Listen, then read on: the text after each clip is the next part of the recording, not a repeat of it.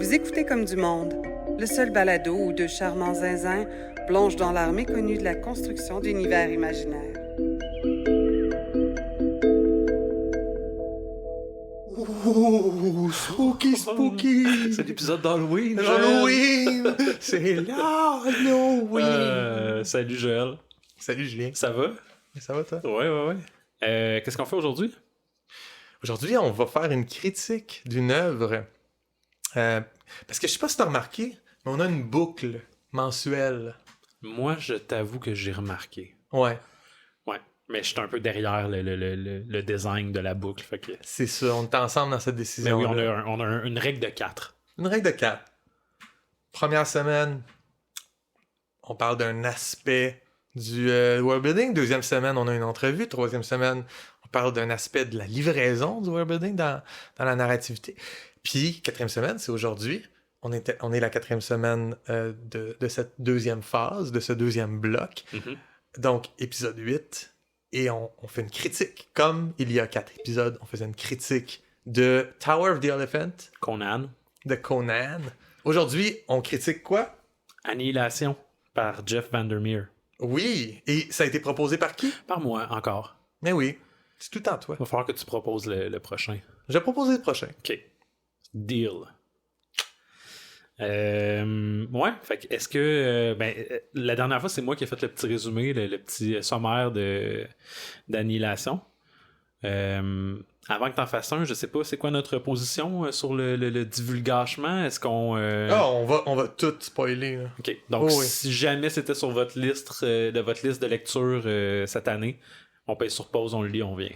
Oui, vous pouvez aussi juste passer à la prochaine étape de notre podcast, le prochain segment. Si vous n'avez pas le temps ou l'intérêt de lire Annihilation, je vais mettre dans le descriptif du balado le chapitre du moment où on parle de création de nos mondes à nous. Vous pourrez passer directement à ça. Super. Fait que c'est quoi l'histoire d'Annihilation? Mais là, je pensais que toi, t'avais préparé ça. Moi, j'ai pas préparé, genre, c'est quoi l'histoire. Je peux en parler, mais c'est pas... Je vais y aller. Vas-y. Annihilation, c'est l'histoire d'une biologiste qui se joint à une expédition. Une expédition qui est lancée par une genre de branche secrète du gouvernement. Cette expédition-là, elle est lancée pour aller explorer ce qu'ils appellent la zone X. Ouais. En français, je pense. Puis, cette zone-là est entourée de beaucoup de secrets, beaucoup de subterfuges, mais on comprend rapidement que c'est une sorte de désastre surnaturel, écologique, qui a juste comme envahi un espace de notre monde à nous. Et la biologiste fait partie d'une équipe qui entre dans cette zone-là pour aller enquêter sur qu'est-ce qui se passe de ce côté-là. Sauf que rapidement, la biologiste se confie à nous et nous admet qu'elle est en fait là parce que son conjoint était dans l'expédition précédente. Ouais, en fait, tu dis rapidement, mais il y a comme tout un bloc au début où elle s'est pas confiée encore. J'ai trouvé intéressant ça, qu'elle prenne un moment pour juste nous mettre en ambiance puis nous inviter dans l'expédition avec elle. Un moment donné, elle dit même, quasiment mot pour mot, elle dit « J'ai pas été totalement honnête avec vous ». Puis j'ai aimé ce moment-là, j'ai trouvé qu'on rentrait dans une facette intéressante de la construction de personnages, parce que là, elle nous avoue pas toujours être honnête, puis pas toujours être fiable, parce que elle nous protège de certaines informations. Puis elle le dit après aussi, elle dit, ben c'est pas que je voulais pas vous le dire, mais je voulais pas que ce soit la première chose que vous sachiez sur moi, parce que je voulais que vous me considériez comme une simple biologiste en train de faire son travail. Ouais. C'est très, très habile, c'est très cool de la part de l'auteur de nous donner un personnage narrateur première personne, mais qui a autant de personnalité dans ses choix narratifs, tu sais. Ouais. Je trouve ça très bien. Elle est accompagnée, cette biologiste-là, d'une psychologue. Là, c'est parce que j'ai lu en anglais, moi, fait que surveyor, c'est... géomètre. Géomètre. Et anthropologue. Une anthropologue. En passant pour le rapport français-anglais, là, ouais. Toi puis moi, on a lu le livre en anglais, Mhm. dans la langue originale, mais j'ai aussi emprunté à la bibliothèque la version française. Ah, ok. Et donc, pour ça, je voulais comme avoir une idée pour pouvoir pour qu'on en puisse en parler comme du monde dans le balado. Absolument. La plupart des termes utilisés, fait que si jamais tu te demandes, Tu vas pouvoir nous le trouver. ben, soit je l'ai en tête, soit il faut que je feuillette un peu pour le trouver. Rapidement, dans leur expédition, ils vont découvrir une sorte de bâtiment qui creuse dans le sol. Et la biologiste ne pourra pas la voir autrement que comme étant une tour, même si une tour, normalement, part du sol puis s'élève vers le ciel. Elle le voit comme une tour inversée. Et dans cette tour-là, elle va être en contact avec une sorte de vie, je ne veux pas dire extraterrestre, mais une vie inconnue. Une forme de vie inconnue qui va l'infecter. Puis au départ, elle va essayer en fait, tout le long, elle va cacher le fait qu'elle est infectée par ce genre de sport-là. Ouais, dès sa première rencontre, elle sent que c'est comme quelque chose qu'elle a respiré. Ouais. Elle le définit comme étant des sports. Elle le définit plus tard comme étant une sorte de brillance, Oui, une luminosité. une luminosité qui l'habite. Puis c'est comme si ça allait la transformer graduellement pendant l'histoire. Mais quand même, on est toujours témoin, on lit toujours son point de vue à elle. Donc elle va nous dévoiler à quel point cette transformation l'affecte au cours de l'histoire. Elle va surtout découvrir que la psychologue de l'expédition Oui, manipule c'est le une reste. crosseuse. Ouais. Elle utilise la suggestion hypnotique pour influencer les 3 autres membres de l'équipe. C'est ça, fait que sont une équipe, puis elle est vue un peu comme la chef de l'équipe dès le départ, La psychologue, ouais. la psychologue. Mais rapidement, quand la biologiste ressort puis qu'elle a été infectée, la psychologue dit quelque chose qui a comme une espèce de force d'ordre pour la géomètre qui est à côté d'elle, puis pour l'anthropologue aussi. Ouais. Puis les autres se mettent comme à tomber dans une transe puis à juste obéir à cette commande-là. Fait que c'est des mots déclencheurs d'une commande hypnotique. Puis la biologiste ne réagit pas. Elle joue le jeu. Elle se rend compte. Puis c'est ça, elle décide de jouer le jeu puis faire comme « Oh shit, ok, on est manipulé ici, on se fait contrôler mentalement. » Mais moi, on dirait que je suis immunisé parce que j'ai la luminosité en moi. J'ai respiré quelque chose de bizarre puis il y a de quoi qui se passe avec mon système. Ouais. Rapidement, l'expédition va se dissoudre pour plein de raisons. Il y a un membre de l'équipe ils vont retrouver son corps le lendemain. La psychologue va fuir. Dans la tour. Ouais, dans dans la l'espèce de on va appeler ça la tour, là, mais c'est un puits ou un tunnel. Un tunnel, ouais. Ouais. Il y a une ambiguïté dans le livre par rapport à qu'est-ce que c'est. Là. Fait que vraiment, faut le lire pour comprendre. Puis, ils vont aussi rencontrer l'entité responsable de ce tunnel-là, on l'imagine. En fait, ce qui l'infecte, c'est qu'il y a des mots sur les parois de cette tour-là, puis les mots semblent être composés d'un organisme. C'est ça. Puis l'auteur de ces mots-là, c'est une sorte de créature hideuse qui descend dans la tour puis qui crie sur les murs en descendant. Mais elle voit pas la créature pendant la grande majorité du livre. Ouais, c'est ça. Elle infère que c'est une créature, puis Ouais. elle l'entend. Elle l'entend, ouais. Elle l'entend. Elle l'appelle le rampeur, the crawler. Donc, ils sont pas mal persuadés que le cadavre qu'ils ont trouvé, mais dans le fond, c'est l'œuvre de ce rampeur-là. Elle est déterminée à découvrir ce qui s'est passé avec l'expédition de son conjoint, puis elle va voir éventuellement une lumière venir d'un phare. Parce que c'est un environnement côtier, la zone. Je sais pas si c'est dit dans le livre, mais ça me donne l'impression un peu d'être comme en Floride ou...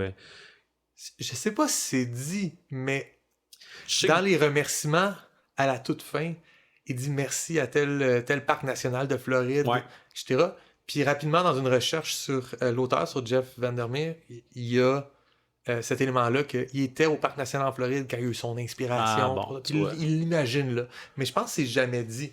D'un côté, ça s'appelle Southern Reach, le rempart sud. Ouais. Fait que tu sais, ce sentiment-là que c'est dans le sud. En tout cas, à vérifier, mais elle va décider d'aller voir ce phare-là en se disant peut-être que la psychologue s'est cachée dans ce phare-là, puis elle va découvrir que finalement, l'organisme qui s'appelle justement le rempart sud cache le nombre d'expéditions réelles qui sont allées dans la zone X.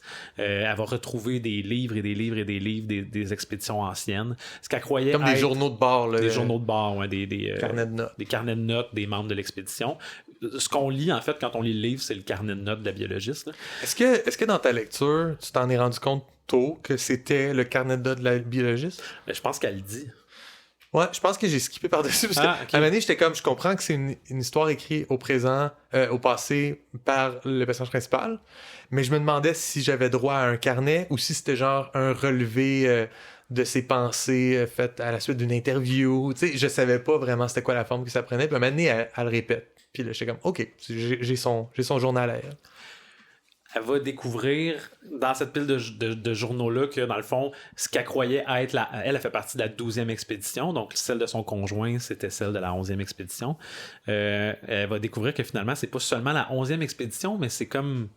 Il y a un système de lettres associées aux expéditions, puis elle, c'est comme la 11G. Fait qu'avant, il y avait la 11F, Ouais. de A à G, finalement. Je pense qu'il est important de dire aussi, c'est que son conjoint est revenu de l'expédition. Mhm. Il était pas lui-même. Il était pas lui-même. Il n'y a aucune explication à comment il est revenu de la zone. Il est juste réapparu à la Juste maison. réapparu dans sa maison. Et tous les membres de l'expédition précédente ont vécu ce genre de transposition des corps là, à la fin de l'expédition. Il avait le regard vide, il était pas lui-même. Il fourrait, puis il avait pas de plaisir. Puis, Ouais. puis après 24 heures, ils l'ont... Le rempart sud est venu le chercher. Puis après 6 mois, ils sont tous morts du cancer. C'est ça.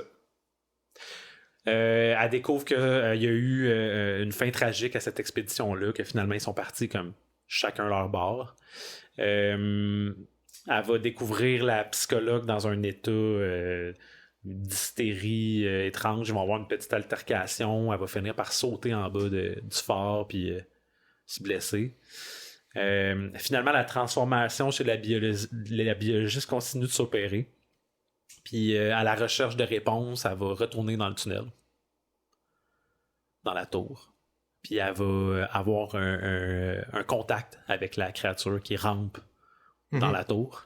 Puis qui dessine toutes les... qui écrit toutes les... Puis elle va reconnaître chez cette créature-là un visage qu'elle a vu dans le phare, qui est le propriétaire supposé de ce phare-là. Le gardien de phare, Le gardien qui du phare qui était là. Qu'on suppose qu'il était là quand la zone X est apparue. Ouais. Puis, étant donné que sa transformation semble s'accélérer, semble amener une sorte de finalité, elle va décider qu'elle reste dans la zone X pour essayer d'en apprendre davantage, puis pouvoir lever le mystère sur qu'est-ce qui est arrivé à son conjoint. Est-ce que c'est un bon résumé? Ouais, je pense que oui. Ouais. Je pense que oui. Puis je pense que tu peux peut-être dire à la fin, là, Ouais. la luminosité en elle, là, puis tout son rapport à la zone X, il a vraiment basculé aussi. T'sais. Elle semble vraiment pas convaincue que c'est l'ennemi d'aucune façon. C'est ça. Elle est comme du bord à ce qu'elle va vivre là-dedans, elle va vivre ce qu'elle a vécu là-dedans, elle va l'avoir vécu, mais c'est pas genre, elle se bat pas contre la zone X puis contre le gardien, le rempart. Ben, même à partir du moment où elle résiste aux suggestions de la psychologue, on dirait qu'elle accueille cette transformation-là. Ouais. Parce qu'à jamais elle va dire aux autres, hey, peut-être que je vais mourir parce que j'ai respiré un sport, ou tu sais, elle le cache au début, puis après ça on dirait qu'elle l'accueille. Puis elle découvre aussi, il me semble qu'elle découvre que dans chaque organisme qu'elle analyse, il y a des cellules humaines. Ouais. Fait qu'il y a comme un thème de recopie, de copie génétique. De copie génétique, de manipulation. De mimétisme. Ouais, absolument. Puis, mais c'est comme une des choses qu'elle analyse puis qui l'intéresse, parce que c'est une biologiste, elle nous raconte les choses, puis elle voit les choses avec un œil très scientifique, puis elle parle de la biologie qu'elle est en train d'observer, avec quand même pas mal de détachement. J'ai trouvé que la prose de Jeff et ou la façon de s'exprimer du personnage, mais c'était comme ça, c'est chirurgical, c'est très scientifique. Puis plus ça avance, moins ça l'est. Plus qu'on avance dans le roman, plus qu'on tombe dans des flashbacks, elle a comme des séquences un peu oniriques. Ouais. Puis, fait que moi, je pense qu'elle commence comme un esprit très cartésien, puis à un moment donné, elle l'est moins. Mais t'as-tu l'impression, parce qu'on va commencer par ça, tiens, justement, ce personnage-là, puis qu'est-ce qu'on apprend sur ce personnage-là, est-ce que t'as l'impression que elle retrouve une certaine innocence, plus elle s'illumine. Mm-hmm. Oui, parce qu'elle est très antisociale, misanthrope même. Ouais. Elle aime pas les gens. Puis ça vient avec une noirceur au début. Puis à la fin, c'est juste comme je vis mes choses puis tout. Puis elle va pas plus s'acoquiner avec les autres humains. C'est comme si elle apprenait à s'accepter. Tu sais, comme malgré le fait qu'elle soit comme probablement infectée par un genre de virus cosmique, tu sais. Mais le virus cosmique l'aide à s'accepter telle qu'elle est. Paix, tu sais. Moi, en tout cas, c'est ce que je ressentais. Mais moi, c'est ça. C'est ma deuxième lecture. Là. Peut-être que je pousse un peu loin, mais il y a une scène, moi, qui est une scène. Il y a un passage qui est un de mes préférés. Okay. C'est un des seuls passages sur la vie de la biologiste avant d'entrer dans la zone X. C'est quand elle raconte... C'est-tu la fois où elle était qu'elle travaillait dans le Nord, dans une île... Non, c'est quand elle remonte à son enfance, qu'en arrière de son appartement, elle avait une piscine abandonnée. Oui. Puis qu'elle se retrouvait souvent à aller visiter cette piscine abandonnée-là pour voir comment l'écosystème se développait. Puis à un moment donné, il y a eu des nénuphars, puis des grenouilles, puis pour elle, cette piscine-là, c'était comme son monde. Mm-hmm. Puis à un moment donné, ses parents avaient pas assez d'argent pour payer cet appartement-là, puis ils ont été obligés de déménager. Puis son inquiétude principale, son anxiété, c'était mais qu'est-ce qui va arriver à la piscine? Est-ce que les prochains propriétaires Qu'est-ce qui va arriver au tétard que j'ai regardé pendant des mois? Qu'est-ce qui va arriver? Ouais, c'était très...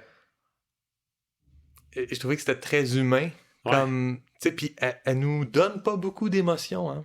Non, c'est ça. Fait que ça, c'en était. Ça, c'était comme on pouvait un peu sonder son âme à travers ce moment. C'est pour ça qu'on dirait que dans la zone X, elle retrouve un peu sa piscine. Mm-hmm. Oui, parce que c'est ça. Hein, c'est un écosystème parallèle. C'est comme la nature à l'état... tu sais, la nature vierge, c'est comme un monde que l'humain n'arrive pas à avoir l'emprise dessus. Ouais. Chaque fois qu'une nouvelle expédition est envoyée, c'est la zone X qui gagne, puis les humains perdent. Puis les humains s'adaptent, prennent des nouvelles mesures pour la prochaine expédition. Ça, j'ai trouvé ça hallucinant là, de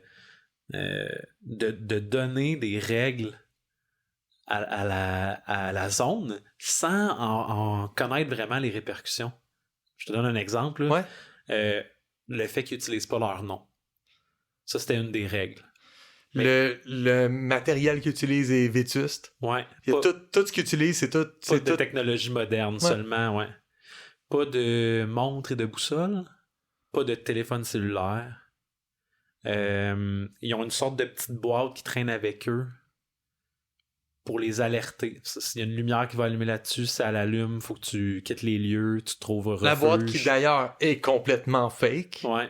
C'est la lumière, elle allume jamais, pis c'est juste pour rassurer les troupes, comme quoi il n'y a pas de danger. On est comme dans... Il y a tellement de degrés. Ça, tu soulèves un point, là, avec l'hypnotisme, il y a comme une genre de manipulation du rempart sud. Mm-hmm. Pour mettre les membres des expéditions dans un état d'esprit. Ce que moi, j'ai de la difficulté à comprendre, même après avoir lu le livre, puis j'ai l'impression que c'est peut-être dans le livre, puis je l'ai raté, ou c'est peut-être dans le deuxième, puis le troisième, parce que c'est une trilogie. Mm-hmm. C'est une trilogie qui est toute sortie dans la même année. Fait que c'est une trilogie qu'on s'attend à, genre, ça progresse, pas avec, genre, une finalité vraiment, puis le prochain, il y a comme... il continue la même histoire. Puis j'ai l'impression que dans le prochain ou dans le troisième, c'est peut-être plus révélé, mais je comprends pas les motivations du Rempart Sud.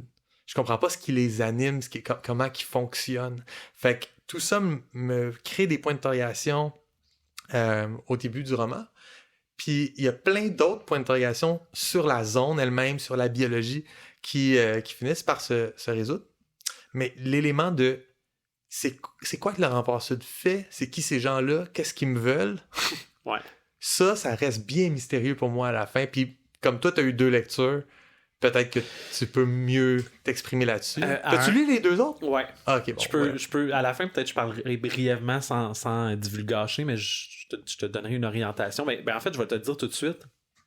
À la fin de la trilogie, t'as réponse à presque toutes tes questions. Ok. Il n'y a pas beaucoup de choses que Jeff Vandermeer laisse dans le mystère. Son travail de world builder, son travail de démiurge a été fait. Puis, il n'y a pas... il n'y a pas de trou dans sa création. À la fin du premier, c'est normal que je reste avec ces questions-là.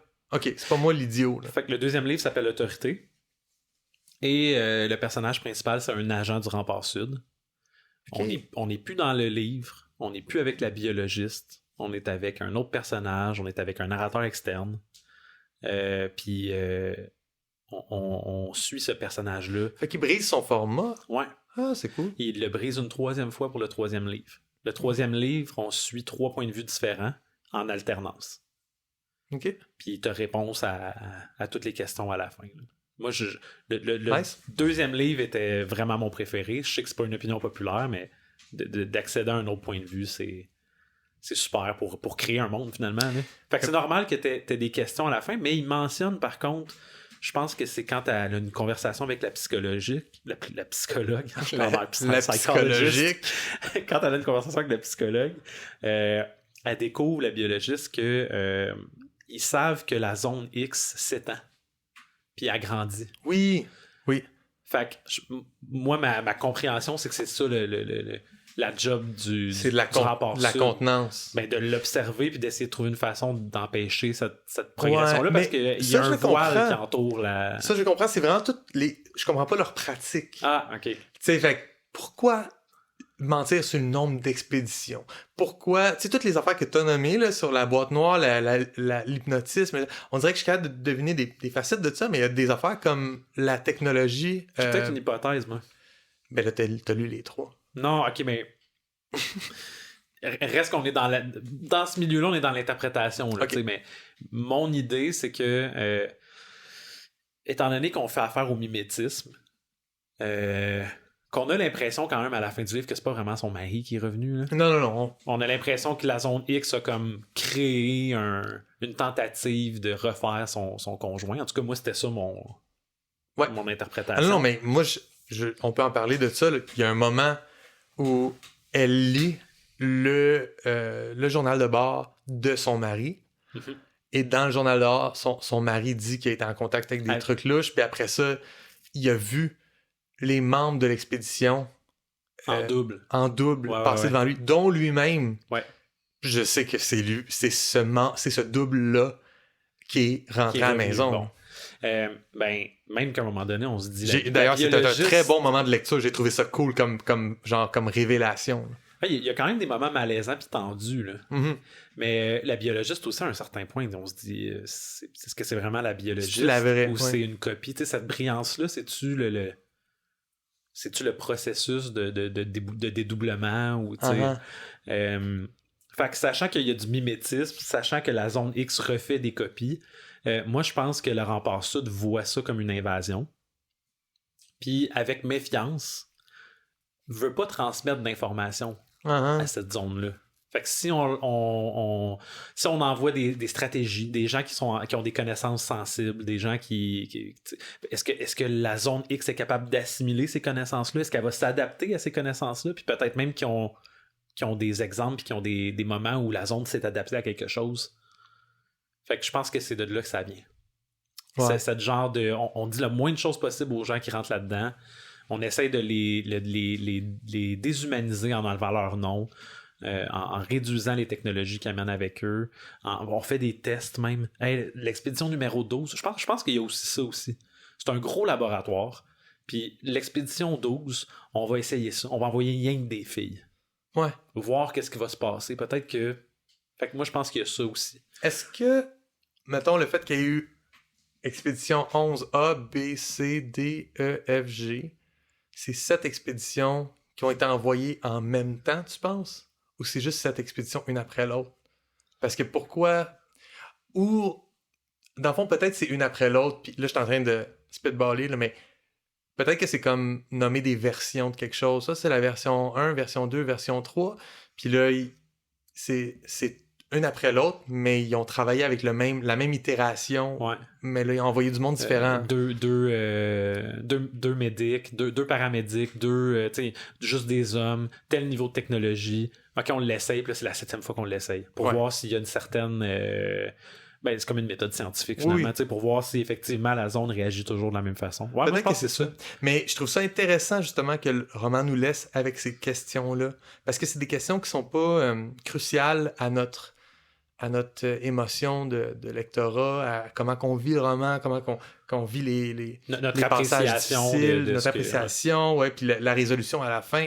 C'est juste des questions qui flottent un peu, puis c'est juste si on retourne en réflexion, puis comme là, en conversation, que ça revient, puis je fais comme « Ah, ben tu sais, c'est peut-être ça, c'est peut-être ça. » Ça me rappelle sortir d'un film avec des amis, puis en parler, tu sais. Faire comme « Ah, moi j'ai pensé telle affaire. Ouais, mais moi je l'ai pas interprété de même, je l'ai vu comme ça. » Ouais. Tu sais. Fait que c'est un feeling que je trouve qui est bien d'avoir quand tu sors d'une histoire, puis c'est pas tout qui est absolument dit. Il y a beaucoup de non-dits qui est libre à l'interprétation, mais qui est pas crucial à avoir eu un bon moment. Absolument. Comme la nature du texte qui est écrit par la créature dans le tunnel. Ah, on comprend rien. Tu sais, c'est comme des... Ça a l'air de tes prières d'Aranea. Ouais, c'est ça. C'est vraiment comme un discours c'est ça, clérical, là, tu sais, ou... mais incohérent, puis... Mais en même temps, c'est comme un fil de conscience un peu. Ouais. Où genre, il n'y a jamais de point, il n'y a jamais de ponctuation, c'est juste plein de mots. Alors, c'est vraiment bizarre, faudrait que je le retrouve, là, mais... Ben, pendant que tu cherches ça, moi j'ai une petite idée là-dessus aussi, le fait que c'est profondément troublant de faire face à un phénomène qui est observable de façon biologique. Elle, dans le texte, est capable de voir qu'il y a comme un genre de lichen qui pousse là-dedans, puis c'est clairement vivant, mais ça formule des mots qui sont en anglais. Ouais. Fait que ça nous montre, ça lève le voile un petit peu sur les intentions, ou du moins sur les capacités de la zone X. Si elle est capable de reproduire un texte en anglais, oui, ça fait pas de sens, mais il y a quand même une syntaxe, il y a quand même une... Ben, on va pas y amener d'armes. On va pas y amener... Ouais, il y a un danger, là, parce que à quel point le rampeur est capable de comprendre ce qu'il écrit. Pour moi, c'est pas que le rampeur sait ce qu'il est en train d'écrire, c'est que le rampeur utilise ça comme une clé pour activer son mimétisme sur la zone X, sur les choses autour d'elle. Ouais. Fait que t'as des mots, mais les mots ont juste une résonance dans la mesure où il y a...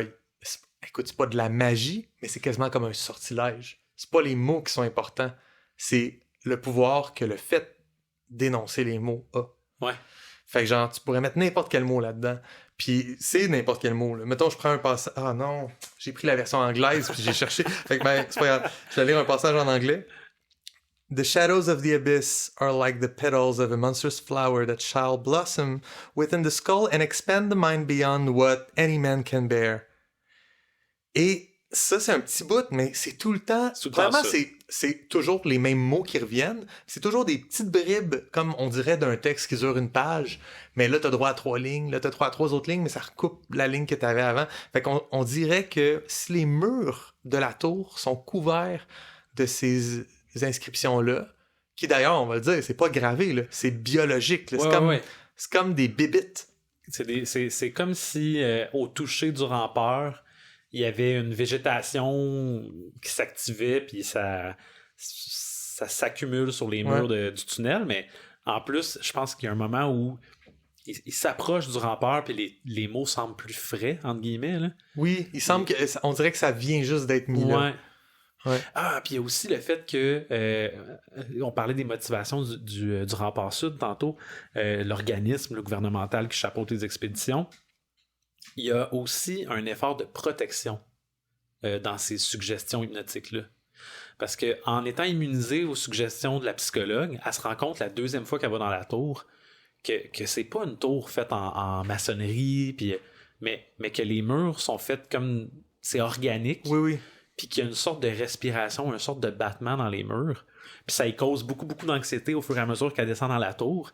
Puis elle se rend compte en descendant avec une autre membre de l'expédition avec la géomètre, là. Elle est protégée de cette horreur-là. Elle voit les murs comme étant de la pierre. Puis, fait que ça lui permet de rester un peu plus focusé sur sa job sans qu'elle vive justement cette détresse-là. Là.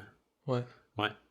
C'est comme un voile qui lui cache l'horreur Moi, ça me fait penser à Dune, là, tu sais, le Dr. Yue qui, avec des points de contact, va pouvoir comme réduire l'anxiété, préparer à l'affrontement. C'est un peu ça que le Rempart Sud fait. Avec ces suggestions-là, avec l'aide de la psychologue, il prépare l'expédition. Mais la psychologue, elle a pas juste des commandes hypnotiques qui sont gentilles. Par exemple, le titre du livre. Amané, c'est le titre du livre. Tu fais comme, what the fuck, pourquoi elle dit le titre du livre? Ouais. Elle dit annihilation, annihilation! C'est une commande qui est supposée amener la personne qui reçoit cette suggestion-là à se suicider, finalement. Ouais. Puis, fait que là, ça fonctionne pas, parce qu'elle fait ça à la biologiste, puis la biologiste est immunisée. Ouais. Mais wow, que genre, la chef de l'équipe, elle a ce pouvoir-là de faire suggestion, enlève-toi la vie. Ah, il y a un petit côté autoritaire, fasciste au Rempart Sud. Là. Oh oui. Oui, définitivement. Les membres des expéditions sont... j'ai juste disposable, là, mais on peut les interchanger, ils peuvent mourir, c'est pas grave, on va trouver d'autres mondes. Puis... Ouais.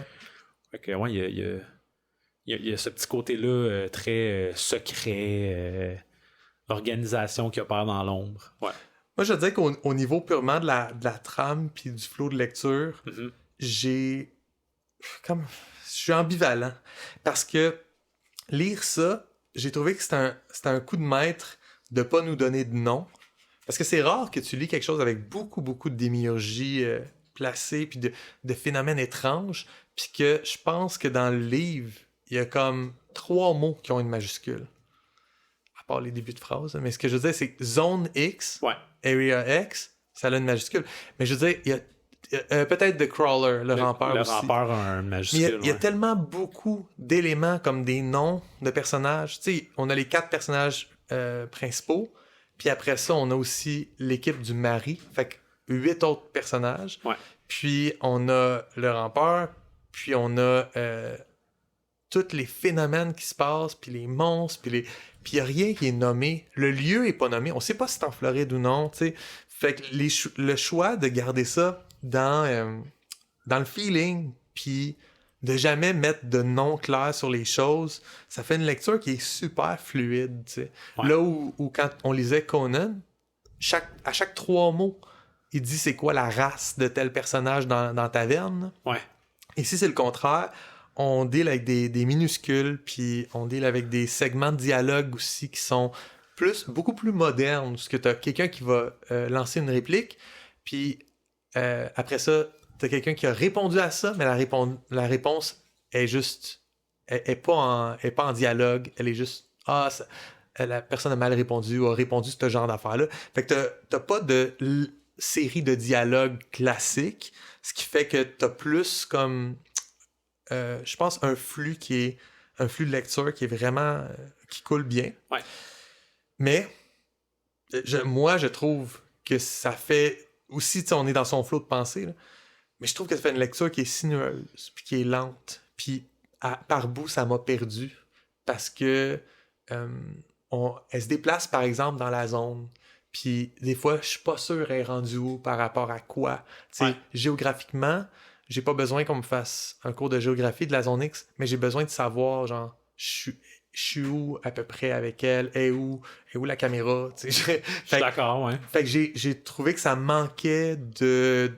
C'est ça manquait de repères. Mais ça vient avec... Mais ça met un feeling de genre, je suis perdu comme elle, puis c'est ça crée de l'anxiété dans la lecture. C'est pas juste ça vient avec le choix de l'avoir elle comme narratrice, puis pas juste ça, c'est diégétique, là, c'est son carnet de bord. Là, fait que...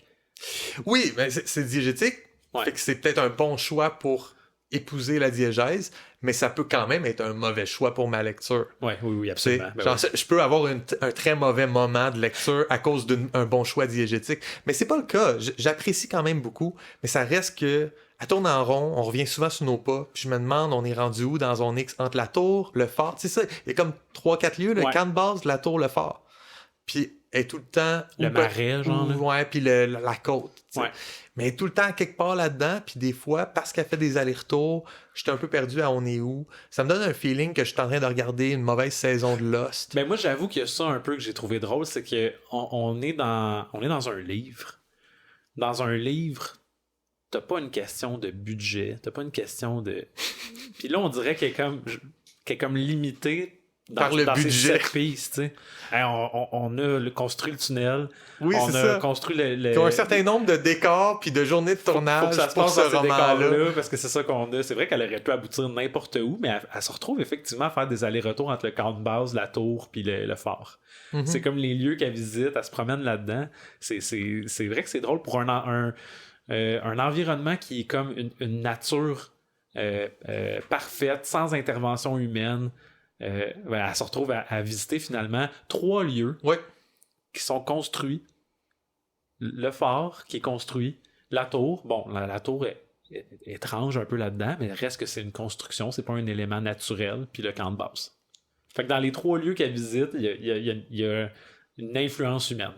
Partout autour, il n'y en a pas, mais c'est ces lieux-là qu'on fait. Puis moi, j'ai l'impression que à cause de ça, c'est comme un bon point que ça amène, c'est que OK, la promesse, c'est tu vas vivre une expédition avec ces gens-là. C'est la promesse à la page 1. Là. Ouais. On s'en va vers une expédition.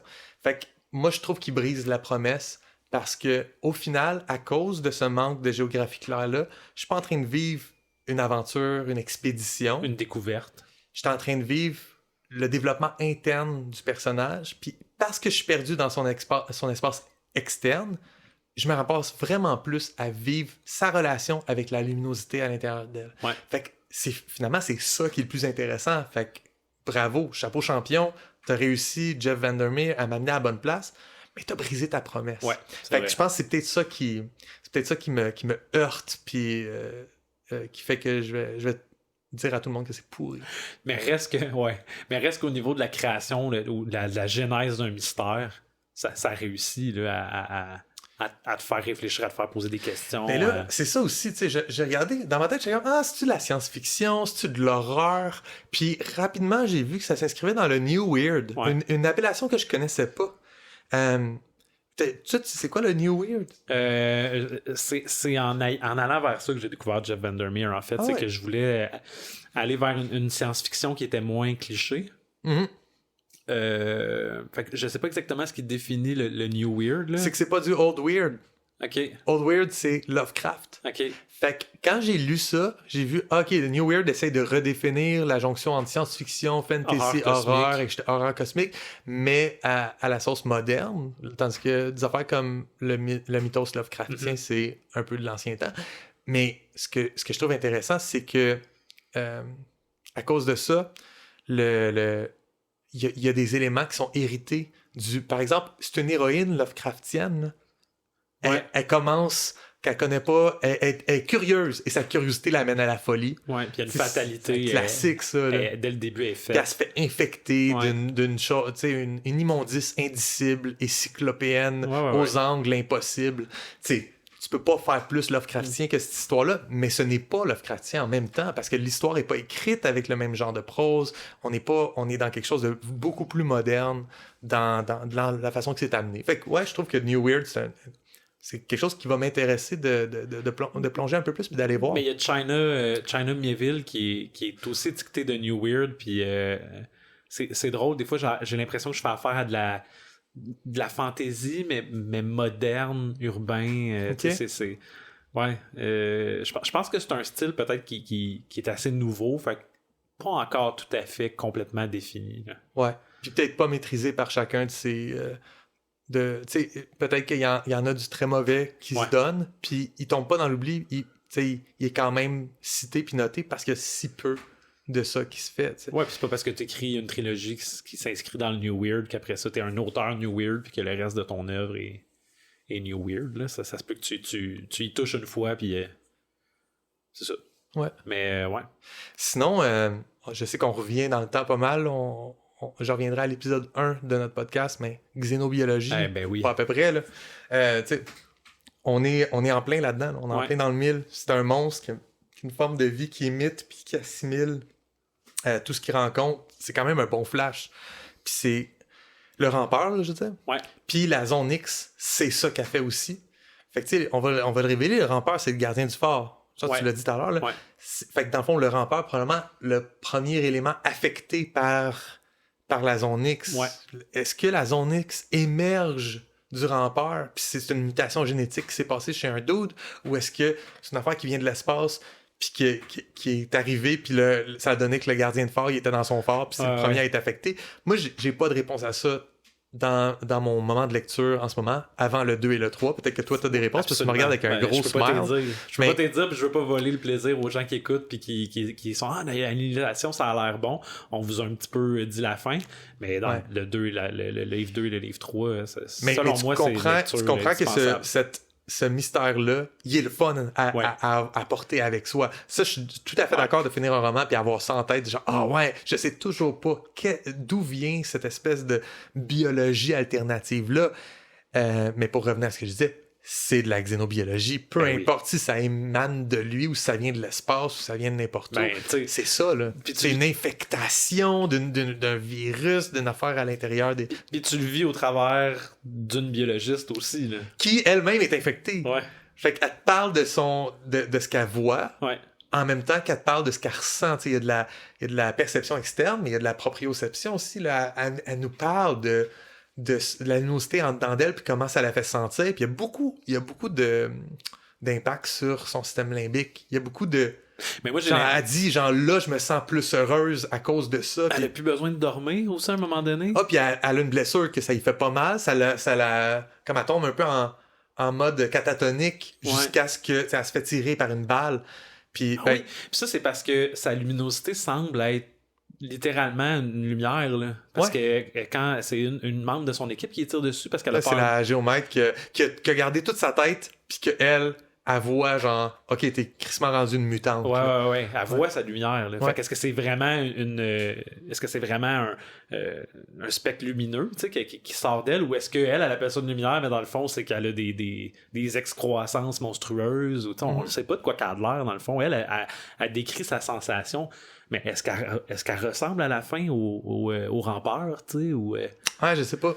Peut-être. Il y a ça, là. Puis, à la fin, elle nous dit qu'elle s'en va essayer de partir, suivre les traces de son mari, peut-être le retrouver, peut-être pas le retrouver, parce que lui a survécu, apparemment, selon son journal de bord. C'est parce que... Parce qu'il est parti sur une île qui est de leur... Mais est-ce qu'elle va réussir? Est-ce que lui a déjà réussi? On sait pas. Est-ce qu'il y a une version de la biologiste non infectée qui se promène dans la zone X? Ou peut-être qu'il y a une version... la biologiste qui est une copie qui est rentrée à la maison. Ouais. Puis qu'elle va mourir du cancer sous peu. Cool. Merci Julien pour ta proposition puis cette lecture enlevante. Okay. Ça l'a su divertir mon commute. Cool. Oublie pas que c'est toi qui propose la prochaine critique. J'ai déjà mon idée en tête puis je te l'ai déjà partagé tout à l'heure. Veux-tu qu'on le dise que ce soit public? Je pourrais. Oui, c'est dans un mois par exemple. Ouais. Mais on est en septembre, puis il vient de sortir la série en vrai sur Netflix de One Piece. Donc, je propose qu'on regarde ça, la saison 1 de One Piece version live action. Mm-hmm. Pourquoi One Piece? Parce que j'en ai souvent entendu parler en bien. Pourquoi la série live action et non le manga qu'on pourrait lire ou l'animé? Parce que quand un de mes amis, j'ai demandé...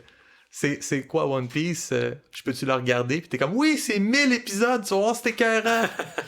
Fait que genre, j'aime ça, savoir qu'on peut s'en tenir à une chose, puis que c'est ça en ce moment qui vient de sortir, fait que pourquoi ne pas le faire? C'est comme dire, on va critiquer le comic de Spider-Man, puis on commence à lire la première publication de Spider-Man, puis on essaie de se mettre à jour. Oui, exactement. Genre de tâche impossible. Fait que je sais qu'on pourrait lire, mettons, un certain arc narratif, mettons, des mangas ou de l'animé, mais tant qu'à faire, faisons-le avec le nouveau truc qui vient de sortir, puis ça va faire... un petit hype autour. Là. Ouais, un petit peu de zeitgeist dans notre podcast, ça fera pas tort, après avoir parlé d'autant d'empereurs perses dont tout le monde se calisse. C'est ça. Fait que je pense que ouais, on écouterait la saison 1 de One Piece. Hey, t'as quelque chose à me lire? Ben oui. On va passer à l'histoire. Let's go! Requête pour une intervention à Quan. En mon absolue humilité plébéienne et en connaissance du risque de châtiment pour parjure, je présente cette supplique au tribun de la plèbe.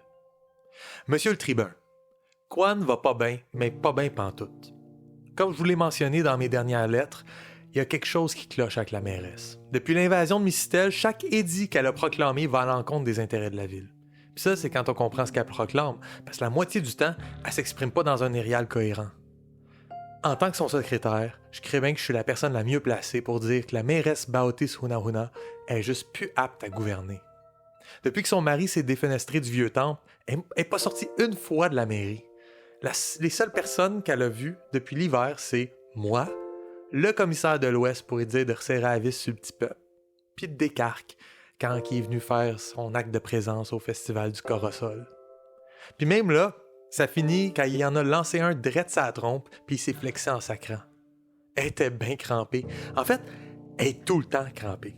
Chaque matin, quand j'arrive, je l'entends rire tout seul dans son bureau. Elle me dit qu'elle parle dans son sommeil, c'est tout, mais c'est pas normal que je l'entende s'esclaffer partout dans le building quand elle fait un rêve comique du fond de sa carapace. D'ailleurs, ça, c'est une autre affaire. J'ai jamais vu une Chélonienne abuser autant de sa première maison devant d'autres mondes. C'en est quasiment insultant. Elle commence des phrases qu'elle interrompt pour se retrancher dans sa carapace, puis moi, je suis pogné avec les fragments d'une directive qu'elle va m'accuser de ne pas avoir suivi quand sa tête va repopper le lendemain. Puis pour me punir de mon insolence, elle fait venir Rebweg, son esclave préféré, puis elle nous oblige à jouer une game d'attrape la méduse pendant qu'elle nous enfonce une quantité dégueulable de gâteaux à citronnelle dans la gueule. Je vous le dis, elle n'est plus elle-même. Aucun contact avec sa sœur ou ses enfants, aucune visite amicale, aucun dîner d'affaires. L'an passé, à pareille date, la mairesse courait les événements mondains. Vous connaissez la réputation de notre ville? Entre le vernissage d'un grand artiste, l'anniversaire d'un jeune impérial, une table de dégustation pour encenser le prochain chef cuisinier de l'Itakis, puis nos fameuses bacchanales païennes secrètes, mais tu sais, pas tant secrètes, il y a toujours de quoi à faire quand on est une jeune mairesse pleine d'ambition. Mais là, je la reconnais plus. Baotis s'est complètement encarapacé, puis ma ville, elle, a subi. Kwan, c'est censé être synonyme de party, de bombance, de dérapage, d'orgie. Un bon Kwambe, ça excède dans l'abus puis ça l'abuse de l'excès. C'est pas pour rien qu'on dit que si c'est arrivé à Kwan, c'est pas arrivé. C'est pas rien qu'un mythe. Le nightlife a toujours été fucked up ici, puis on en est fiers. Saviez-vous ça, vous autres, qu'on est la seule place dans l'Empire où c'est possible de manger de l'épaule de fongien braisé tout en regardant un enfant phénicien se faire dévisser la tête par un crustacien en chaîne? Kwan, c'est la preuve de la grandeur des Sieb. Puis plus ça chire, plus on se sent chez nous. Mais tu sais, le 3/4 du revenu de la ville vient du tourisme d'élite. Le monde chiasse et Kwanorch, mais c'est eux autres qui gardent Kwan weird. C'est les aigles dilettantes puis les furets qui se pensent au-dessus de la loi. Vous m'excuserez la généralisation. Sans eux, on n'est rien qu'une rangée de manoirs vides avec vue sur l'océan. La relation entre les vrais Kwamber puis les Kwanorch a toujours tenu à pas grand-chose. Mais avant, au moins, la mairesse semblait comprendre qu'on avait besoin d'eux. Elle les appelait ses vaches à lait. Maintenant, elle dit que c'est des escrocs en soirée puis des meurtriers qui titubent. Je suis d'accord que c'est pas tout du bon monde qui viennent villégiater chez nous, mais sans eux, on n'est pas bien mieux que Shana. Ça, c'est le village voisin en passant, puis je serais prêt à gager que vous en avez jamais entendu parler. Dans mes lettres, je vous ai exposé pourquoi ces dernières lois municipales, l'identification obligatoire aux portes de la ville, la conscription unilatérale des plébéiens en âge de se battre, ça allait inévitablement freiner la prospérité de la ville. Mais là, la Grébiche a imposé un couvre-feu. Puis, pardonnez-moi, on fait en parler, mais Vive à Kwan s'est rendu de l'hostie de pisse. Les rues sont vides la nuit, à part pour les mercenaires suiniens armés jusqu'aux dents qu'elle a engagés pour patrouiller dans les rues. Les bars sont barricadés, le Colisée s'est décolonisé, puis les maisons du plaisir sont plus tant plaisantes. Faut comprendre que c'est pas malien que les taxes sur le vice qui font vivre la ville. Il n'y a pas gros d'agriculture qui se donne à 3000 mètres d'altitude. Puis les montagnes renferment pas de minerais précieux, rien. S'il n'y a plus de fun, il n'y a plus de cash. J'ai fait les comptes. À peine un mois après ces fameuses nouvelles mesures, la mairesse Hunahuna a déjà cannibalisé le 3/4 de nos rentrées d'argent habituelles, puis dilapidé les coffres pour payer ses samouraïs cochons. Déjà, il y a Madame Suifis, la matriarche des Aquiliens Kwamber, qui s'est relocalisée sur le flanc nord, près de Galig. Ça en prendra pas beaucoup pour que ces aiglons suivent, puis après les furets. À ce rythme-là, je donne pas un an à Kwan avant de devenir une ville fantôme. Monsieur le tribun, s'il vous plaît, dites au Sénat qu'il nous envoie quelqu'un d'autre. N'importe qui, pour vrai. Juste pas une tortue qui se bidonne dans sa carapace pendant que sa ville se meurt. Hjordin Nuvavik, secrétaire à la mairie de Quan. Cacheté par le bureau du tribun, Elormurd, J1, S2, M4, A4, L2, C20, R de Sieb, traduit de l'Irial par le Journaux.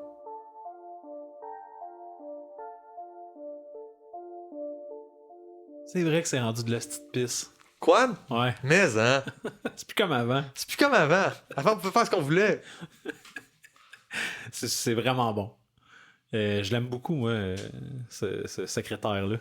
Ouais. Ouais. Il y a un franc-parler. Il n'y a pas la langue dans sa poche. Il n'y a pas la langue dans sa poche. C'est quoi, pour que je le vois dans ma tête? Y a-tu mention de son origine ou son nom? Il y a juste son nom qui est en bas.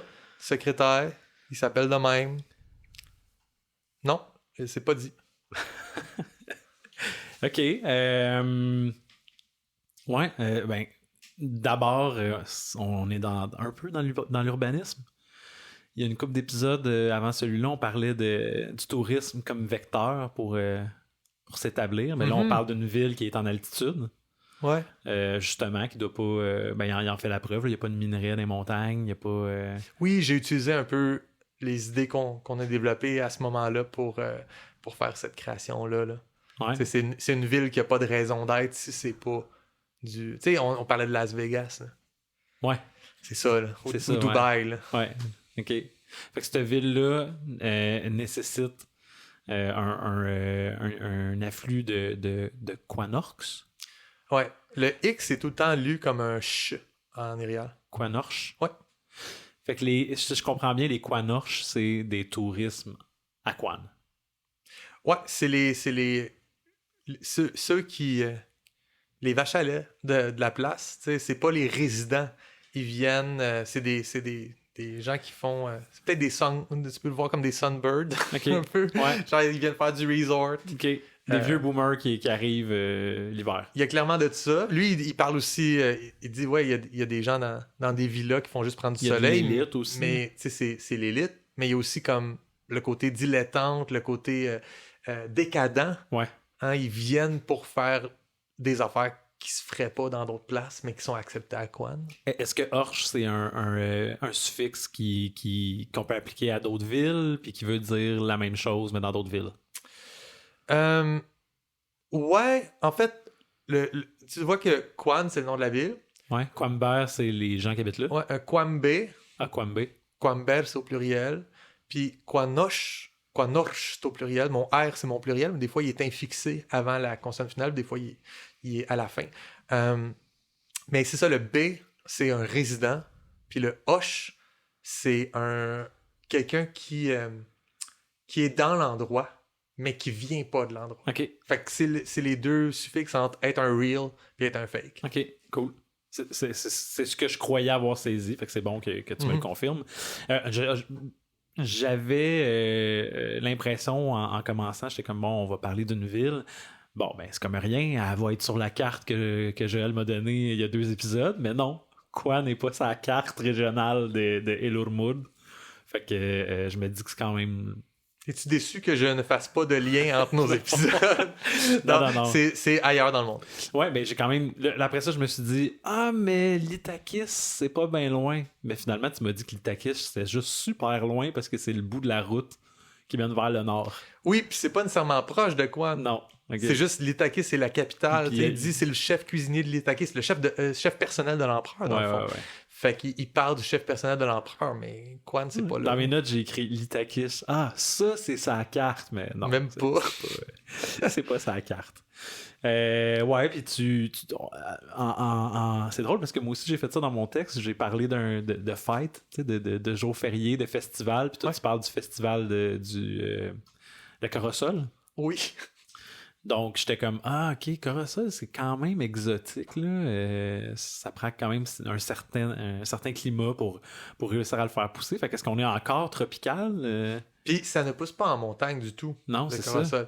Fait qu'il y a quelque chose autour de ça que j'ai pas expliqué dans le texte, mais qui est... c'est un festival qui est pour souligner l'opulence de Quan. C'est que ils ont des festivals à longueur d'année avec des fruits exotiques puis des choses comme ça. On fait juste les faire transporter. Ouais. Nous autres, on a tellement de cash, on a tellement genre de pouvoir qu'on peut avoir des corossols On peut les lancer dans la à face. 3000 mètres d'altitude. Fait que genre, c'est un peu genre un festival de genre, on a une importation qui vient de rentrer, mais tu sais, il y en a un peu à plein de moments dans l'année de ça. Le corosol, tu connais ce fruit-là? C'est un genre de gros fruit épineux. Là. Ouais. Fait que dans ce petit bout de paragraphe-là, j'ai fait un peu de travail de world building botanique ou je sais pas, je parle comme de gastronomie puis pour vrai, là, dans mon moment créatif, j'ai juste eu des idées. Je les ai mis sur la page. Le gâteau à citronnelle. Ouais, gâteau à citronnelle. C'est parce que je voulais pas inventer de la xénobotanique ou des aliments qui n'existent pas. Je voulais juste placer ça un peu dans le connu. Mais en même temps, je voulais faire quelque chose de funky. Fait que j'y étais pour des réalités qui sont quand même un peu mélangeantes pour nous. Un corosol, gâteau à citronnelle, puis une game d'attrape la méduse. Ouais, ça, je voulais en parler. Fait que c'est des éléments qui sont, pour moi, ludiques, dans le sens où j'ai trouvé ça comique de mettre des trucs aussi weird. Ouais. Mais après ça, je pognais avec. Puis c'est le jeu que j'essaie de jouer dans ma pratique démiurgique, tu sais, dans les 7 approches, whatever, là. Ça, c'est où c'est du found design, là. Ouais. C'est genre, tu te mets un mot sur la page, puis là, t'es pogné avec, fait que tu l'expliques. Il fait partie de ton monde maintenant. Ouais. Mais j'ai pas de réponse. Si t'as une question, attrape la méduse, c'est quoi? J'ai pas encore de réponse. J'ai imaginé que c'est quelque chose de connu dans ce monde-là. Si on prend un jeu qu'on connaît, ouais. Nous, on a Kick la cacane. Ouais. Puis Kick la cacane, le jeu, c'est pas mal de kicker la cacane. Ouais.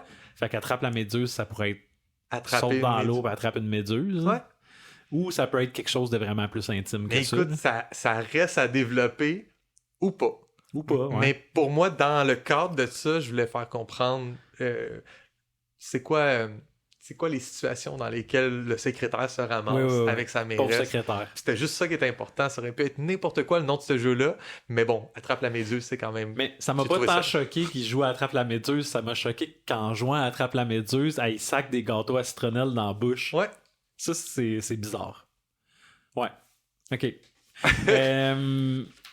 Qu'est-ce que tu penses de la mairesse? Moi j'ai l'impression, puis là, on tombe dans deux... Il y a deux dimensions plus sérieuses dans ton texte. Tu parles qu'il y a eu une invasion. L'invasion de... Dis-le pas, je l'ai ici. Non, je l'ai pas ici, mais Mistel? Mistel. Oui, c'est au début. Fait que là, on voit qu'il y a quand même un conflit qui a lieu, qui a cours. On parle de conscription. Ouais. Puis on parle de folie, parce que dans le fond, lui, c'est ça qu'il fait. Il écrit pour dire « Hey, elle est folle, envoyez-nous une nouvelle mairesse. » Ouais. Est-ce que... ma question, c'est à quel point tu t'es inspiré de Valérie Plante pour le personnage de la mairesse? Non, c'est pas vrai. C'est une question valide. Je te dirais aucunement. OK. Fait que c'est parce qu'elle rit, là, puis OK.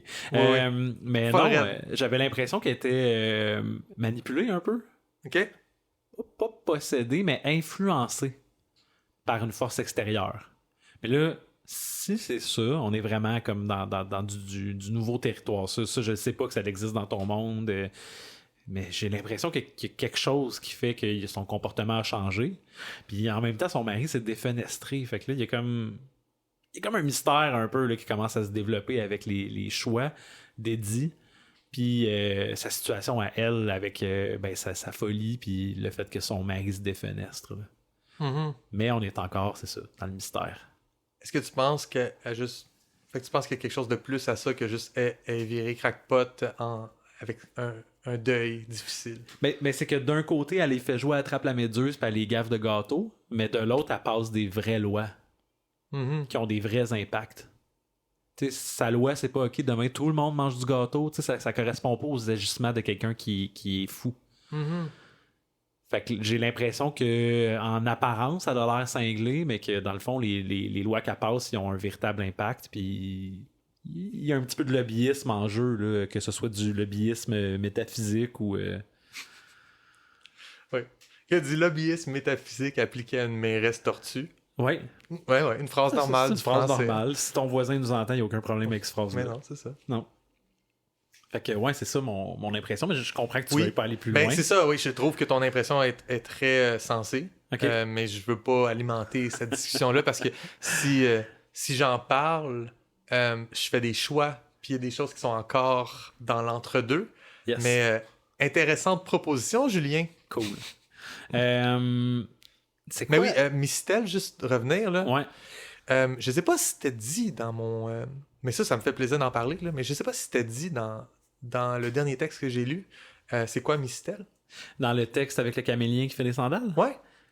Je sais qu'il prépare des sandales pour une campagne, qu'il y a des soldats qui vont être envoyés quelque part, mais je pense pas que tu name drop Ok. le lieu. Je suis pas certain. Ben, c'est à ça. vérifier. C'est l'invasion de Mistel. OK. C'est une campagne militaire. Mais j'ai remarqué que ça se passe, il y a une semaine qui sépare les deux lettres. Là. Ouais. Ah, t'as remarqué ça? Même pas, là. Uh-huh. Ben, au début, même, que j'étais comme, c'est-tu exactement la même journée? Mais non, il y a en tout cas, si t'as des semaines de 7 jours, il y a moins d'une semaine qui sépare les deux lettres. Mm-hmm. Tu prends beaucoup pour acquis là, que j'ai des semaines de 7 jours. Oui, je sais. Mais en tout cas, en termes de semaines, ils sont à l'intérieur de la même semaine. OK. Ils sont à une semaine d'intervalle. Ouais. Justement, ton système de datation fait mention de l'ère de Sieb. Oui. Puis le secrétaire dit fait allusion justement à la gloire de c'est quoi les Sieb. Mm-hmm. Moi, je suis encore dans le néant un peu sur c'est quoi Sieb. Oui. Est-ce que c'est quelque chose que tu veux partager ou... Ça ne me dérange pas de le partager. Je pense que à ce point-ci, on comprend que c'est un empire. Ça a été dit à plusieurs reprises. Sieb, c'est juste le nom de la dynastie. OK. C'est la dynastie dominante. Ère de Sieb, c'est la datation depuis que les Sieb ont pris le contrôle. OK. Fait qu'il y a un attachement des différentes, je veux pas dire factions, mais des différents membres de cet empire-là. Ils ont quand même un sentiment d'appartenance. Ben, clairement, ce personnage-là, Celui-là le secrétaire, Yodin, il a... soit il a un sentiment d'appartenance... Ou c'est un furet. c'est peut-être un furet. Non, c'est impossible que ce soit un furet, excuse-moi. Ça, je peux en parler. Okay. Ça, je trouve que c'est un aspect qui peut être intéressant. Mais c'est pas un furet, c'est sûr, si on commence à comprendre un peu les dynamiques que j'établis. Mais pour terminer mon idée, quand il dit que Quan, c'est la preuve de la grandeur des Sieb, est-ce qu'il est en train de dire son opinion ou il est en train de faire un appel aux opinions à son interlocuteur? Il essaie de flatter son interlocuteur dans le bon sens. C'est ça, parce que son interlocuteur est peut-être plus proche des Sieb que lui. OK. Dans ce texte-là, d'ailleurs, on apprend une chose sur son interlocuteur. OK. Est-ce que tu as vu ça? Je suis en train de te sonder sur tes trucs que tu remarques. Mais justement, dans ce paragraphe-là, le dernier paragraphe de la première page, donc... Ouais. Il dit, c'est les aigles dilettantes puis les furets qui se pensent au-dessus de la loi. Oui, il dit, excusez-moi de la généralisation. Fait que probablement qu'il crée un aigle. Ou un furet. Ou un furet, ouais. Fait qu'on on apprend déjà ça. La personne à qui il écrit, c'est probablement un de ces deux-là qui vient de généraliser. Ouais. Est-ce que toutes tes lettres sont destinées à la même personne? Ben, l'intro de la lettre, c'est... Monsieur le tribun. Monsieur le tribun. OK. Il parle au tribun de la plèbe. Puis c'est exactement la même intro que la dernière lettre. Ouais. C'est pas du texte que je compterais écrire, ça. Je le copie. Fait que le tribun, c'est le seul personnage récurrent à date. Ouais. OK. Puis, le tribun de la plèbe est là pour représenter les intérêts des plébéiens, du petit peuple. Puis, c'est très spéciste, là. C'est très placé. C'est-à-dire, si t'es furet, t'es un patricien. Si t'es une tortue, justement, la mairesse n'est pas une patricienne. C'est une plébéienne. OK. Fait que le secrétaire, le fait qu'il écrive au tribun de la plèbe, c'est parce qu'il n'a pas le droit d'écrire au bureau des sénateurs. Il ne pourrait jamais se permettre d'écrire à l'empereur. Faut qu'il passe par le tribun de la plèbe. Ces suppliques doivent être présentées au tribun, qui lui va aller au rostre du Sénat pour présenter cette supplique-là, s'il la juge assez intéressante, aux sénateurs pour que les sénateurs fassent de quoi. Fait que il y a tout le temps tout ce système, cet appareil démocratique-là, qui est en dessous de l'empereur. OK. Pour gérer les petits, tu sais, la cour civile, les petites créances, les affaires de même. Fait que lui, il veut changer de mairesse, ben, il écrit au tribun parce que c'est un plébéien. T'sais. Fait qu'on connaît pas son espèce à lui, mais on sait qu'il est pas furet. Il y a un bout dark un peu. OK. Un bout un peu genre je peux faire ce que je veux sur le dark web de Quan. Ouais. tu peux manger de l'épaule de fongien braisé tout en regardant un enfant phénicien se faire dévisser la tête par un crustacéen en chaîne. Ça veut dire qu'il y a du jeu... il y a du jeu à l'alcoolisé. On n'a aucun problème avec regarder des gens se faire torturer ou mourir. Là. En tout cas, les gens qui vont là... Aquan. Qui vont à Quan. Ils ont les moyens de faire ça. Ouais, ils n'ont Ok. peut-être pas de problème avec ça. OK. Puis lui, le secrétaire, il est comme moi, cette information-là, clairement, le tribun est au courant de... Oui, c'est la preuve de la grandeur des ciels. OK. Ouais. Fait qu'il met ça de l'avant. Mais, premièrement, ça commence à en dire sur les castes.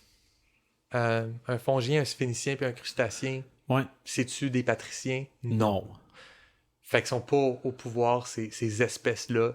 Ils peuvent être réduites à ce genre de situation-là. C'est la première fois que tu parles des fongiens? Je pense que c'est la première fois que je parle des trois. Oui. C'est juste que, en fait, le fongien, on dirait que, pour moi, tombe dans une catégorie à part parce que il est pas issu d'un animal. Là. Fait que je me dis que de l'épaule de fongien, c'est comme un morceau de champion de Paris. Là. Ouais. Ça doit être bon. Là. Oui, quand même. Mais, les fongiens, c'est sûr que je peux deviner, là, des fois, avec le mot puis la racine du mot. Mais des fois, on peut pas deviner. Mais des fois, j'ai plus de difficultés. Par exemple, sphénicien, Ouais. c'est pas évident. Sphénicien. T'as-tu fait une recherche? Non. Parce que moi, je l'aurais pas deviné si c'était pas que je travaille avec ce concept-là de prendre Ok, j'essaye. Papillon. Non! Ok, non. C'est quoi d'abord? J'aime ça que t'as essayé Ouais. puis que ça soit papillon. Mais c'est, tu sais, tu prends le taxon latin pour l'espèce en général, puis Ouais. je rajoute ien à la fin. Ouais. Sphénicien, c'est les manchots, les pingouins. Ah! Mhm. Ok. Fait qu'on est dans un endroit tropical, Ouais. En montagne, en altitude. en montagne, dans un endroit tropical, mais on a genre des pingouins. Ouais. Ils sont pas originaires de là. Ouais, non. Cool. Ils sont amenés pour ce genre de situation. Ouais, c'est beaucoup c'est de la bonne démiurgie, là. Ouais, puis ça fit avec un petit peu notre thème d'urbanisme, puis même de faction, là. Fait que, ouais, non. Pour ouvrir un peu sur les factions puis les castes, Ouais. il n'existe pas 2 castes dans Gadin. Il en existe 3. Il y a les patriciens qui contrôlent l'Empire, les plébéiens, le petit peuple de l'Empire, puis il y a les autres. Si t'es pas un citoyen de l'Empire, tu viens d'en dehors des limites. Un barbare. Ouais, appelle ça comme tu veux, mais une fois que t'es dans l'Empire, t'as aucun droit. Fait que notre fongien, sphénicien, crustacien, c'est des esclaves. Ok. Puis même que le personnage parle d'esclavage. Il parle d'un cafard, là. Hey, non. Non? Il dit pas il est quoi l'esclave. Ah, ok. Il dit Reboueg, son esclave préféré. Toi, tu l'as imaginé comme une coquerelle? Ouais. Nice. C'est pas dit. Ok, mais je pense que t'en parles dans l'autre texte. Là. J'ai pas sorti ça de nulle part. Peut-être moi. dans l'autre texte, je parle des Blatiens. Ouais, les blatiens, exact. Ok. Est-ce que c'est un blatien, l'esclave? Dans ta tête? C'est pas dit. Ok. Mais dans ma tête, c'est une bonne question, hein? Parce que ça pourrait pas. Puis je pense que si je continue à écrire des histoires qui se passent avec ce groupe-là, je vais décider c'est quoi. Mais pour l'instant, ce qui est ce qui est diégétique, ce qui est dans le dit, il n'y a rien qui laisse présager Ok. que c'est quoi que ce soit. Ce qu'on sait par contre, c'est que c'est pas un des peuples patriciens ou un des peuples plébéiens. Il doit venir de l'extérieur de l'Empire Ok. pour être un esclave. OK. Donc, ça nous dit, dans le fond, que les Blatiens viennent pas de l'Empire. C'est un statut d'esclave. Ça nous dit que les Fongiens, les Manchots, puis les Crustacés sont aussi... Ouais, puis pour moi, c'est pas automatiquement que tu es un esclave, là, parce que tu peux rentrer puis être un visiteur, puis si ta famille a de l'argent, puis... OK, mais si t'arrive une injustice, t'as pas aucun recours de l'appareil gouvernemental. Exactement. Puis tu pourrais avoir des gens qui ont des recours puis qui ont des droits parce qu'ils ont un deal spécial avec quelqu'un de spécial. Mais d'habitude, en termes... Tu croises une légion de furets, puis t'es un pingouin pris pour ta vie parce qu'il y a absolument rien qui garantit qu'un de ces furets-là qui juste décide d'être trigger happy, puis Ouais. il te tue, puis il n'y aura aucune conséquence pour lui. Moi, j'ai comme une genre de... Ben, c'est parce que tu peux tu peux en faire fi, mais je commence à force de, regarder ton matériel, tes cartes, ton alpha-syllabaire, les textes. J'ai comme une genre de liste au Père Noël, là. Tu sais, comme on dirait que l'invasion, je suis comme, OK, j'en veux plus. Là, tu me parles de peuple en dehors de l'Empire. Ça aussi, je trouve que ça ajoute une dimension exotique. Tu sais, c'est déjà super exotique ton truc, mais le fait de sortir de l'Empire puis de voir qu'il y a des crocodiles. Mais t'as à peine été dans l'Empire. Ouais, je sais, mais...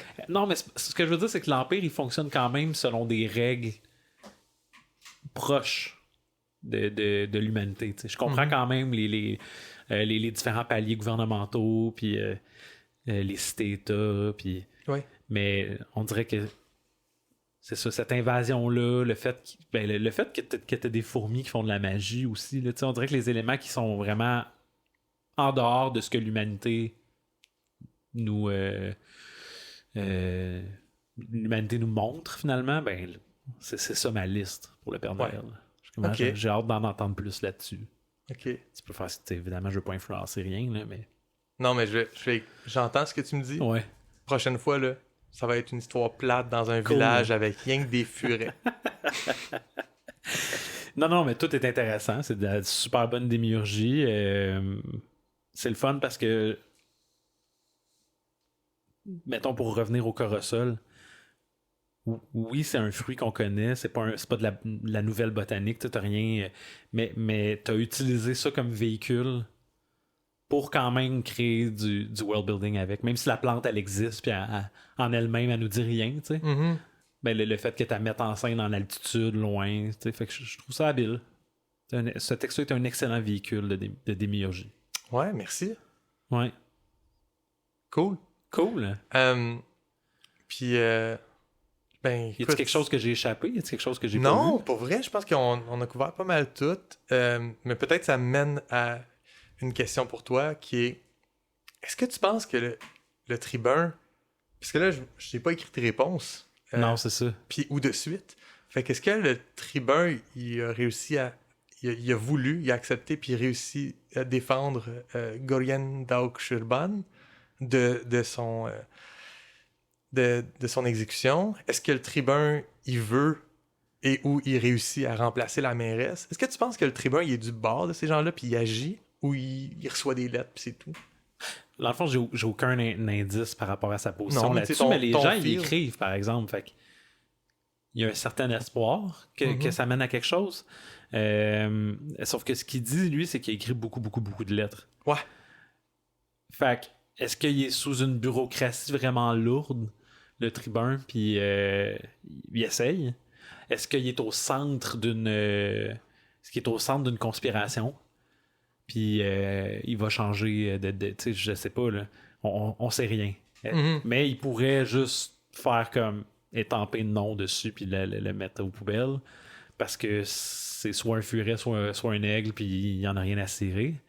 Ou ton espèce ne dicte pas ta séquence d'action. Puis au contraire, peu importe si c'est un furet ou un aigle ou peu importe, il va quand même prendre en considération ces requêtes-là puis voir qu'il y a une certaine injustice à l'œuvre. Mais en tout cas, dans ton premier texte, là, qu'il y a une injustice à l'œuvre puis on veut pas que Goryen se fasse exécuter. Ouais. Mon premier texte c'était plus dramatique. Là, le personnage... Si être Goryen, ça se peut que ça, il s'enfuit. Quoique les édits amènent la misère du peuple quand même, là. Mais en tout cas, ouais, je sais pas. C'est une bonne question. J'espère qu'on va en savoir plus. Mais à voir. Ouais. Parfait. Ben, merci Julien. Merci à toi. Est-ce que c'est la fin de notre épisode? C'est la fin de notre épisode. On va se voir la semaine prochaine. Ben, à la semaine prochaine, Julien. Yes. Salut. Bye. Comme du monde, un balado signé Joël Martin et Julien Lefort. Écrivez-nous au comedumondepodcast@gmail.com. Participez à la conversation sur Discord. Abonnez-vous au balado sur votre plateforme préférée et suivez-nous sur Instagram, YouTube et Patreon. Tous les liens sont dans la description. Merci d'avoir écouté Comme du monde.